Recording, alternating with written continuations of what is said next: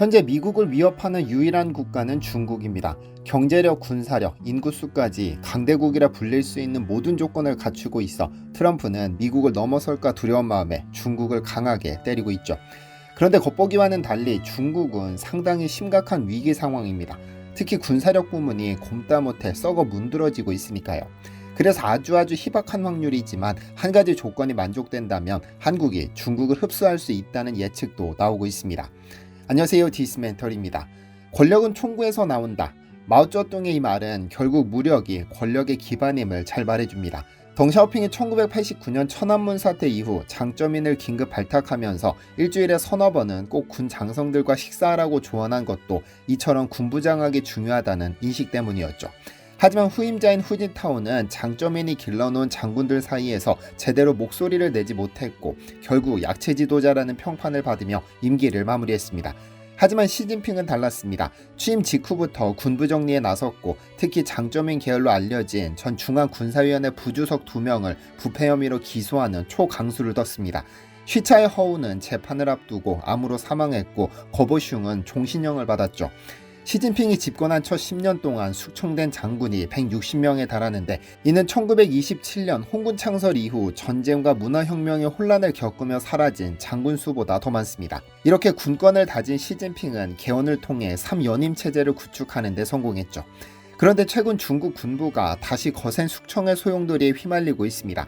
2023년 7월을 기점으로 중국군 핵전력의 핵심인 로켓군이 쑥대밭이 됐죠. 리위차오 로켓군 사령관을 비롯 류강빈, 장전중 등 전 현직 부사령관들이 당 중앙군사위 기울감찰위원회의 조사를 받게 된 겁니다. 우거와 전 로켓군 부사령관은 66세 나이에 갑작스레 사망했는데 중국 내 일부 매체는 병사로 보도했으나 대만 언론에선 자살을 당했다는 소문이 나왔죠. 도대체 어떤 일이 있었길래 로켓군 지휘부가 통째로 날아갔을까요? 이런 사건에서는 늘 그러하듯 공식적으로는 부패 혐의입니다. 하지만 내부에선 각종 소문이 나돌았습니다. 당나라 시절 예언서인 추배도가 회자되기 시작한 건데요. 추배도에 따르면 어떤 군인이 황제를 해치려고 활과 칼을 숨겨 뒷문으로 들어옵니다. 다시 말하면 로켓군이 시진핑을 해치려고 했다는 음모론이 불거졌습니다. 활이 현대화하면 미사일, 즉 로켓군이 되니까요. 사실인지는 미지수지만 2023년 남아공 브릭스 정상회의 참석을 마치고 돌아오던 시진핑이 베이징으로 직행하지 않고 지방도시를 경유해 귀국했던 묘한 동선도 이 소문을 더욱 부추겼습니다. 하지만 로켓군 숙청의 실제 이유는 기밀 유출입니다. 미 공군대학 산하 중국우주항공연구소가 20차 당대회 이후 중국 로켓군을 분석한 보고서를 냈는데 여기에 중국 미사일 발사 시스템과 같은 고급 정보가 대거 포함되어 있었다고 하죠. 당 지도부가 이를 국가기밀 유출로 간주하고 로켓군을 전면 조사하게 됐다는 겁니다. 그렇다면 2023년 7월부터 국제사회 우려에도 불구하고 대폭 강화한 반건첩법 시행도 이를 뒷받침하는 맥락일 수 있습니다. 이전에는 기밀이나 정보 유출만 간첩 혐의로 봤지만 개정법에선 국가안보와 이익에 관한 모든 행위를 처벌 대상에 포함시켰죠. 이 법이 너무 포괄적이라 무엇이 국가안보인지조차 불투명하다는 비판이 나오기도 했습니다. 그런데 로켓군 숙청은 끝나지 않았습니다. 2023년 9월 중순부터는 리상푸 국방부장 낙마설이 떠올랐는데요. 중국군 장비개발부에서 2017년 10월 이후 조달 부패를 신고받겠다는 공문을 냈는데 리상푸 국방부장이 걸려들었죠. 장비 구매 담당이었던 리상푸는 과거 러시아 전투기 미사일 시스템을 들여와 미국 제재를 받았던 전력이 있는데요. 그의 문제가 불거진 뒤 중국 방산업계도 거센 감찰에 휘말렸습니다. 중국 항천과기그룹, 병기공업그룹, 병기장비그룹 대표들이 대거 조사받게 되면서 현재 언론은 물을 뽑다 보면 흙이 따라온다는 식으로 군수산업 비리를 비판하고 있습니다. 그런데 로켓군 숙청에 대해서 미국은 다른 시선으로 보고 있습니다. 미 국방부는 작년 연말 중국 군사력 평가 보고서 2024를 발표했습니다. 182쪽에 이르는 방대한 분량의 이 보고서는 중국군이 막대한 방위비를 투입해 해공군력과 미사일 전력, 핵무기 등을 빠르게 늘려가고 있다는 등 작년 보고서와 큰 차이는 없었습니다. 하지만 여기에는 중국군의 약점이 집중 거론됐습니다. 중국군의 부패 문제와 지휘관 자질 부족 등등을 지적했는데 부패 문제가 워낙에 심각해 유사시 미사일이 제대로 발사될지 확신하지 못한다는 겁니다. 그래서 시진핑이 군부 숙청에 나선 것이 아니냐는 것이죠. 도대체 어떤 부패가 있었길래 숙청이 필요했을까요? 작년 1월 미 블룸버그 통신은 ICBM을 비롯한 핵미사일을 운용하는 중국 로켓군 미사일 일부는 연료가 아니라 물로 채워져 있고 지상 배치 장거리 미사일의 지하 경납고 덮개에도 제대로 작동하지 않는다는 것으로 파악했다고 보도했습니다. 시진핑이 중국군의 현대화를 내세우며 세운 핵심 부대이기 때문에 핵무기까지 관장하게 됐는데 이 로켓군이 언제 발사할지도 모를 미사일에 물을 채워 넣었다는 것이죠.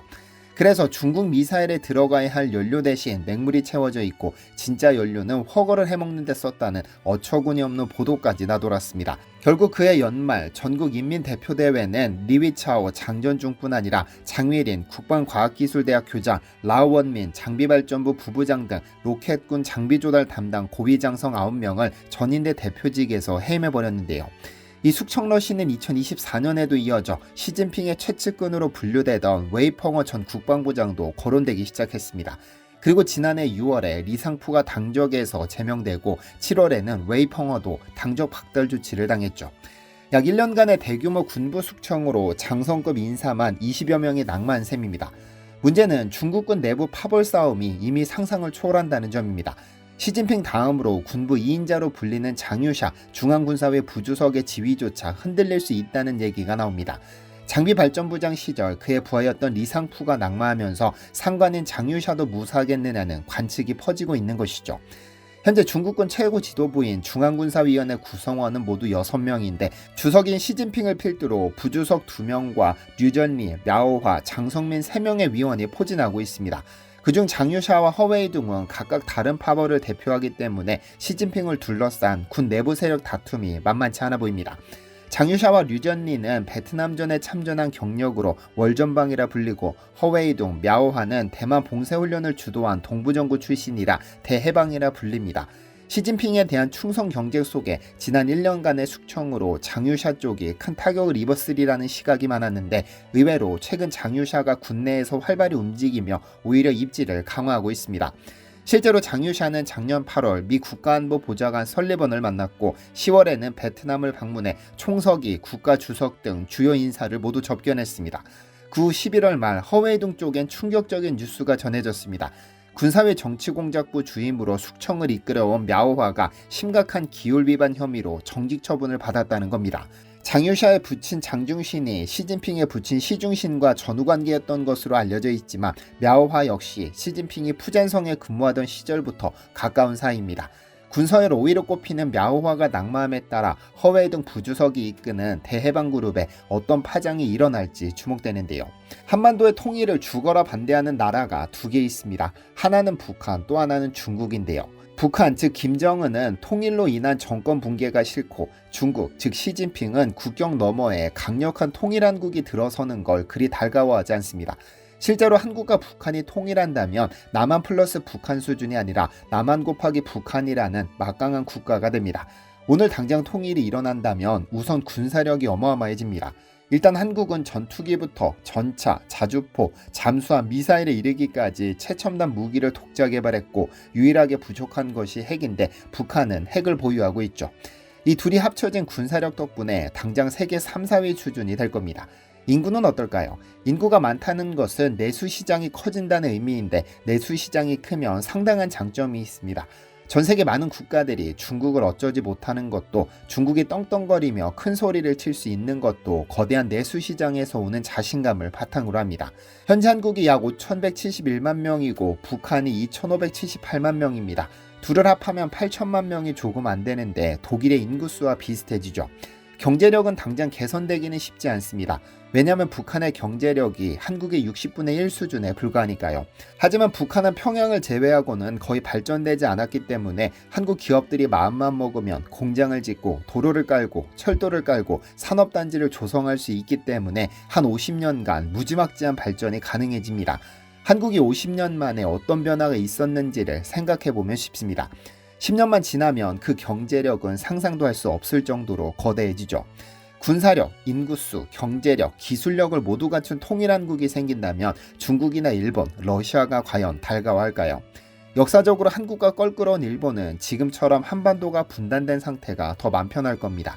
흔히 국제정치에서는 이웃이 약할수록 좋다는 이론이 있는데 이 단순한 원칙이 한반도에도 적용된다는 것이죠. 사실 이 통일을 가장 거부하는 나라는 중국입니다. 겉으로는 한반도 평화가 지속되기를 원한다는 제스처를 취하지만 속으로는 절대 해서는 안 된다는 입장이죠. 지금이야 막강한 경제력과 군사력을 앞세워서 찍어 누를 수 있지만 만약 통일한국이 현재와는 비교도 할 수 없는 막강한 경제력에 지금도 강하지만 더 세지는 군사력에 내수 시장까지 거대해지면 당연히 불편할 수밖에 없으니까요. 중국 군부가 부패와 내부 파벌 싸움으로 골마가고 있다는 여러 정황은 향후 통일한국이 탄생할 경우 한반도 주변 쟁세에 예상치 못한 변수를 안길 수 있습니다. 이미 시진핑 국가주석은 대규모 군 장성 숙청을 통해 군권을 손에 쥐려 하지만 로켓군을 비롯한 핵심 전력에조차 심각한 부패가 뿌리내려 있다는 사실이 외신이나 미 군사보고서를 통해 꾸준히 제기되고 있습니다. 이를 감안하면 중국군의 실질적 전투력이나 결속력이 생각만큼 견고하지 않을 가능성도 없지 않다는 것이죠. 반면 한반도가 통일된다면 핵무기를 보유한 북한의 군사력과 첨단 무기를 독자 개발한 한국의 기술력이 합쳐져 상상도 못하는 군사력을 갖출 수 있습니다. 여기에 인구 8천만 명 가까운 대규모 내수시장과 급속한 경제발전 잠재력까지 더해진다면 주변국 입장에서는 통일한국이 상당한 위협이 될 수밖에 없죠. 정치, 군사, 경제가 함께 성장한다면 극단적으로는 중국을 오히려 통일한국이 흡수하는 것 아니냐는 시나리오조차 완전히 배제하기 어렵습니다. 물론 현실적으로 가능성은 지극히 미미하다고 볼 수 있으나 중국 군부가 내부 균열을 해소하지 못하고 경제 발전마저 더디다면 미래 어느 시점에는 통일한국이 국제사회에서 그만큼 영향력을 발휘하게 될 수도 있다는 뜻입니다.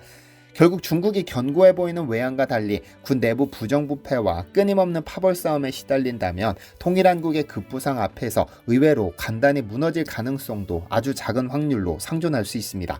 이웃이 약할수록 좋다는 국제정치의 원리가 한반도 주변 정세에 작용하지만 만약 이 원리가 무력화될 정도로 통일한국이 강대해진다면 그 파급 효과는 상상을 넘어서는 결과로 이어질 수도 있는 겁니다. 여러분들의 의견은 어떠신가요? 시청해주셔서 감사합니다. 디시멘터리에서는 여러분의 제보를 기다립니다. 제 채널에서 다뤘으면 좋겠는 뉴스 또는 널리 알려졌으면 하는 영상은 디시멘터리 네이버.com으로 보내주시면 소중히 제작하겠습니다. 시청해주셔서 감사합니다.